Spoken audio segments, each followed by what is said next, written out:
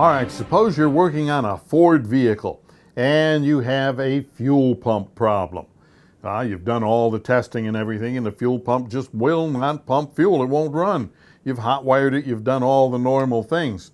Well, you're ready to put a new fuel pump in it, and that can be a lot of work and it can be expensive. So, do you know about this little critter right here? This is a fuel pump driver module, and on pickup trucks in particular, it's mounted to a cross member back under the bed of the vehicle, usually somewhere above the spare tire. Now you see this front part of it, no issue there. But here is a common problem. Look at this one, completely rotted away.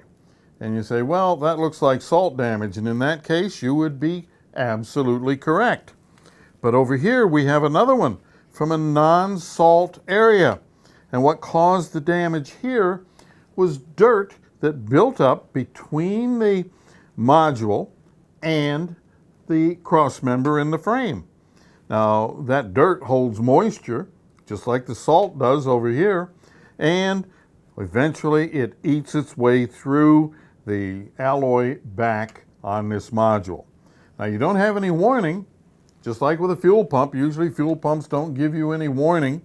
So what happens is either the vehicle stalls and won't restart, or you just can't start it one day and you have no fuel getting to the engine. So all I'm telling you here is, if your vehicle has one of these and you have a fuel related problem, you might want to check this before you do anything else, because this controls the fuel pump, and when this goes bad, the fuel pump shuts down and the fuel pump will fail most tests. So just something to consider. Also something to consider is putting something on the back of it to help prevent corrosion.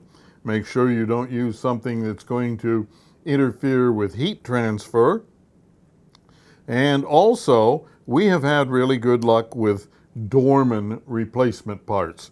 They seem to hold up a little better than the original equipment Ford parts. So, fuel control or fuel pump driver control module. Lots of Fords have them. Lots of Fords have problems with them. And if you have a question or a comment, how about dropping me a line here at goss-garage.com.